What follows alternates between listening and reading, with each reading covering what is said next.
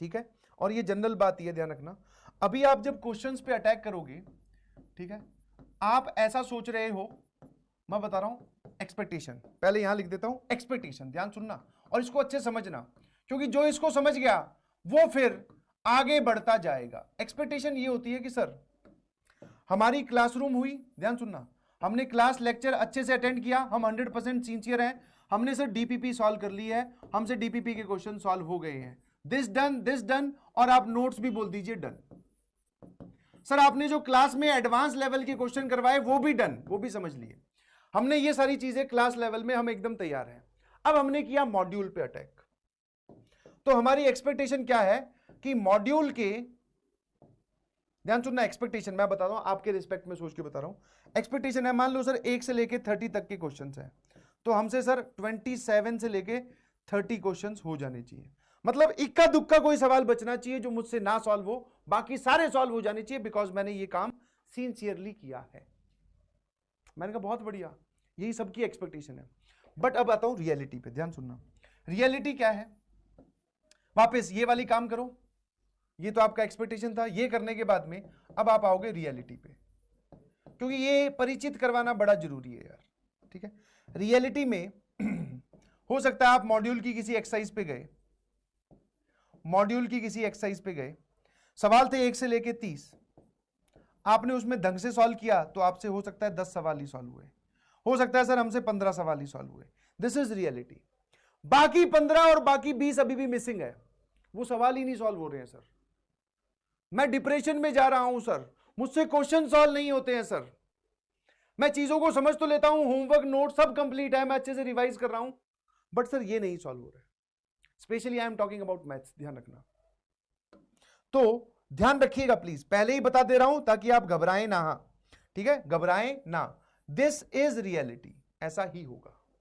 क्योंकि इसमें कुछ क्वेश्चंस ऐसे, कुछ क्वेश्चन तो बाय डिफॉल्ट टफ है, जो इस कैटेगरी से फॉल करते हैं कि मैं करके दिखाऊंगा तभी तुम कर पाओगे, ऐसे क्वेश्चंस की संख्या कम है पर हैं ऐसे। दूसरा सर प्रैक्टिस की बड़ी जरूरत होती है,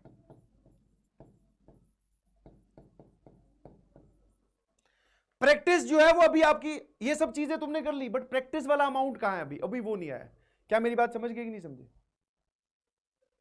हाँ है ना, ठीक है, क्या मेरी बात समझ गए? तो आंसर इज सर यस। अब सर ये वाली हमारी एक्सपेक्टेशन थी, ऐसा हुआ नहीं हमारे रियलिटी में, इसके बाद में हमारी जो नौका है या फिर हमारा जो कॉन्फिडेंस है वो लूज होने लगा, अब हम गिरने लगे। मैंने कहा ध्यान सुनना, अगर आप यहां से उठ गए तो फिर आपको जेई में सेलेक्ट होने से कोई नहीं रोक सकता। इसके बाद में आपको क्या करना है, ध्यान सुनना, जो भी क्वेश्चन सॉल्व नहीं हुए उनको आप एनालाइज करो बेटा।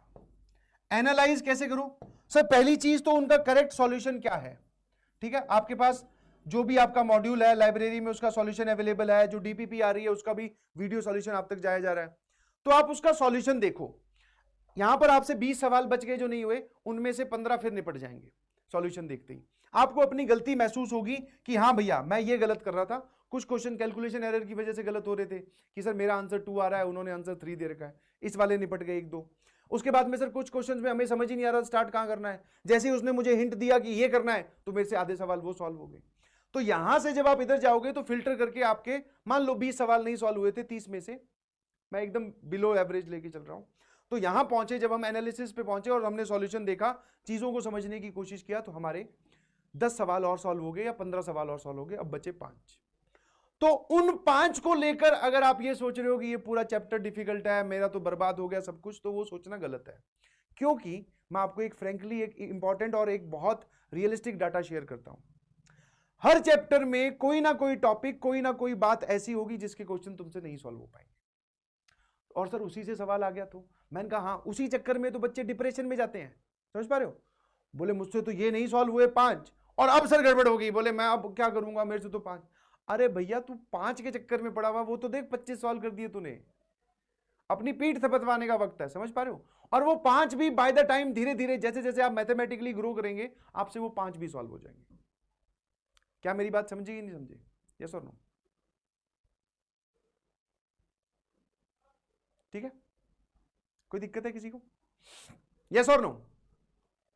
तो ये बात ध्यान रखिएगा प्लीज, आपको एनालाइज करना है वो उनका कारण ढूंढना है क्यों नहीं हुए, और उन सॉल्यूशंस को जब आप देखोगे, सारे क्वेश्चन तो सॉल्व करके मैं नहीं दिखा सकता हूं बोर्ड पे, ना ही मैं सॉल्व करवा सकता, मैं आपको बेसिक और थोड़ा एडवांस लेवल कि हाँ ये होता है, बाकी सब आपकी प्रैक्टिस पे डिपेंड करता है, जो आपको तक मटेरियल पहुंचाया गया उस पर डिपेंड करता है, ठीक है, आप कितना उसको शिद्दत से करते हो। तो सारे तो मैं नहीं करके दिखा सकता, तो सर फिर हमें क्या करना है, फिर आपको कुछ नहीं,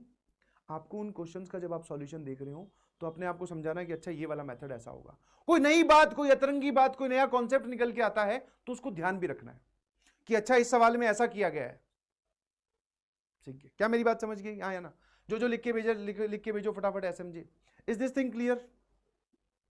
है ना। और जो क्वेश्चन नहीं सॉल्व हो, सबसे पहले तो वो नोट्स में ढूंढा करो कि सर ने यार ऐसा कहीं सवाल करवाया है क्या, और वहां जाकर देखा करो सर ने वहां पे क्या स्टेप किया था और मैं क्या कर रहा हूं, एक बार तो वहीं पे क्लैरिफिकेशन आपको मिल जाएगा, देखना करके, ये आपको इससे परिचित रहना है, ध्यान रखना, दिस इज रियलिटी और ऐसे ही होने वाला है, ठीक है, तो घबराइएगा मत। और दूसरा, एक ओवरव्यू लेके चलिए हमेशा, समझ पा रहे हो, जस्ट इमेजिन द सिचुएशन कि आपको एक कमरे की सफाई करने के लिए बोली गई और आपके पास ऐसे 3 कमरे हैं, मैथ्स, फिजिक्स और केमिस्ट्री, आप सिर्फ मैथ वाले, मान लो मैथ्स किसी की फेवरेट है या फिजिक्स किसी की फेवरेट है, तो फिजिक्स वाला जो कमरा है उसमें चीजें चमकाने को लगे हुए हैं, हाँ एक एक चीज में, मतलब बोलते हैं ना कपड़ा गीला कर करके उसकी सारी धूल हटा दी, हाँ सारी चीजें सर हमने एकदम डस्टिंग कर दी बहुत अच्छे से, मैंने कहा वो मैथ वाले में, बोले सर वहां जाने की इच्छा नहीं होती। तो बेसिकली जब आप किसी सिलेबस से गुजर रहे होते हैं, सिलेबस कवर कर रहे होते हैं, तो कुछ इक्का दुक्का सवाल रहेंगे, वो after a point of the time वो मैटर भी नहीं करते हैं, टू बी वेरी फ्रैंक। अब तुम बोलो सर वही सवाल आ गया तो भैया किस्मत बहुत खराब है फिर तुम्हारी, तो फिर सारा दोष या तो मेरे पे डाल दो या भगवान पे डाल दो, तुम्हारी उसमें कोई गलती नहीं है। आप ओवरव्यू समझ पा रहे हो कि मैंने भैया एक्सरसाइज की मॉड्यूल की एक्सरसाइज 1 2 3 निपटा दी, कोई 5-6 सवाल बचे हैं मेरे से जो नहीं सॉल्व हुए, उनका सॉल्यूशन भी देख लिया फिर भी नहीं समझ में आ रहे, तो उनको एक बार बैक में रख दो, उनकी वजह से उस चैप्टर को छोड़ने की कोशिश मत करना। कई बार 1-2 क्वेश्चन नहीं सॉल्व हुए, हम बोलते हैं चैप्टर ही खराब है, बोले छोड़ देते हैं पूरा चैप्टर, नहीं जी गलत बात है, समझे कि नहीं समझे, है ना, ठीक है। हाँ, ओवरव्यू का मतलब है कि आप मैथ वाले कमरे में ऊपर ऊपर की धूल तो हटाओ भाई, फिजिक्स वाला तुम्हें समझ में आ रहा है पूरा एकदम फिजिक्स वाला चैप्टर, और तुम वहां पे लगे हो उसके क्वेश्चन सॉल्व करने में दिन रात, मॉड्यूल की एक्सरसाइज 1 2 3 4 सारी कर दी, मैथ वाला तुम्हें थोड़ा टफ लग रहा है तो तुमने उसकी एक्सरसाइज 1 भी नहीं की, तो गलत है ना। एक ऑप्टिमम लेवल तक तो आपको हर सब्जेक्ट को पढ़ना ही पड़ेगा, तभी जाकर एक अच्छी रैंक आएगी, वरना पीछे रह जाओगे, ठीक है ना। तो प्लीज ध्यान से ध्यान दीजिएगा जो मैं आपको समझाने की कोशिश कर रहा हूं, ये रियलिटी है, बच्चे इससे भागते हैं, बोले सर हमें पता नहीं, हमारे तो क्वेश्चन सॉल्व नहीं हो रहे, नहीं होंगे क्वेश्चन सॉल्व, डिफिकल्ट है, टाइम लगेगा, सिर्फ यहां खड़े होकर बोलने से कि भैया मैंने पढ़ा दिया है तुम्हें, मैंने देखो एडवांस के 2-3 सवाल करे, अब तुम्हारा एडवांस वाला लेवल हो गया, नहीं होता ऐसे एडवांस वाला लेवल, गलत बात है, ये टाइम लगता है, और वो टाइम ऐसा फिर वो कैसे बिताना होता है, वेट करते रहेंगे एडवांस का एक दिन मेरा लेवल हो जाएगा, उस दिन के बाद में सारे सवाल सॉल्व होने लगेंगे, नहीं, आपको उन सवालों से फाइट करनी पड़ेगी रोज, तब जाके वो लेवल एडवांस वाला होगा, ऐसे नहीं होगा।